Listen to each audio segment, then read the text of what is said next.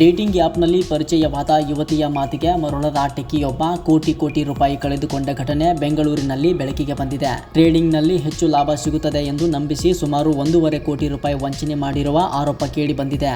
ಹೌದು, ಬೆಂಗಳೂರಿನ ಟೆಕ್ಕಿಯೊಬ್ಬ ಡೇಟಿಂಗ್ ಆ್ಯಪ್ನಲ್ಲಿ ಪರಿಚಯವಾದ ಯುವತಿಯ ಮೋಸದ ಜಾಲಕ್ಕೆ ಸಿಲುಕಿ 1,66 ಲಕ್ಷ ರೂಪಾಯಿ ಕಳೆದುಕೊಂಡಿದ್ದಾನೆ. ಸೌರವ್ ದುಬೆ ಎಂಬ ದೂರುದಾರನಿಗೆ ಫೆಬ್ರವರಿ 15ರಂದು ಟ್ಯಾಂಟನ್ ಎಂಬ ಡೇಟಿಂಗ್ ಆ್ಯಪ್ನಲ್ಲಿ ರಿಯಾ ಅಗ್ರವಾಲ್ ಎಂಬ ಹೆಸರಿನ ಯುವತಿ ಪರಿಚಯವಾಗಿದ್ದಳು. ಆರಂಭದಲ್ಲಿ ಸಾಮಾನ್ಯ ಸ್ನೇಹವಾಗಿ ಮಾತುಕತೆ ಬಳಿಕ ಇಬ್ಬರು ಮೊಬೈಲ್ ನಂಬರ್ ವಿನಿಮಯ ಮಾಡಿಕೊಂಡಿದ್ದರು.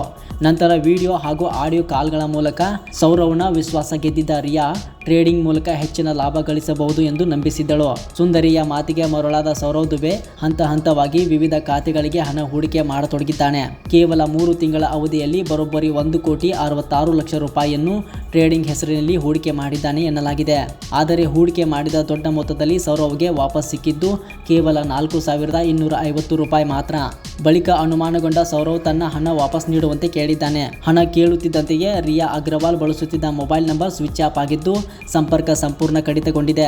ಇದರಿಂದ ತಾನು ಮೋಸ ಹೋಗಿರುವುದು ತಿಳಿದ ಸೌರವ್ ದುಬೆ ಕೊನೆಯ ಆಗ್ನೇಯ ವಿಭಾಗದ ಸಿಇಎನ್ ಪೊಲೀಸ್ ಠಾಣೆಗೆ ದೂರು ನೀಡಿದ್ದಾರೆ. ಪ್ರಕರಣ ದಾಖಲಿಸಿಕೊಂಡಿರುವ ಪೊಲೀಸರು ಆರೋಪಿಗಳ ಪತ್ತೆಗೆ ಮುಂದಾಗಿ ತನಿಖೆ ಮುಂದುವರಿಸಿದ್ದಾರೆ. ಒಟ್ಟಾರೆ ಆನ್ಲೈನ್ ಡೇಟಿಂಗ್ ಹಾಗೂ ಟ್ರೇಡಿಂಗ್ ಹೆಸರಿನಲ್ಲಿ ನಡೆಯುತ್ತಿರುವ ಸೈಬರ್ ಮೋಸಗಳು ದಿನದಿಂದ ದಿನಕ್ಕೆ ಹೆಚ್ಚಾಗುತ್ತಿದ್ದು, ಅಪರಿಚಿತರ ಮಾತು ನಂಬಿ ಹಣ ಹೂಡಿಕೆ ಮಾಡುವ ಮೊದಲು ಸಾರ್ವಜನಿಕರು ಎಚ್ಚರಿಕೆ ವಹಿಸುವ ಅಗತ್ಯ ಇದೆ.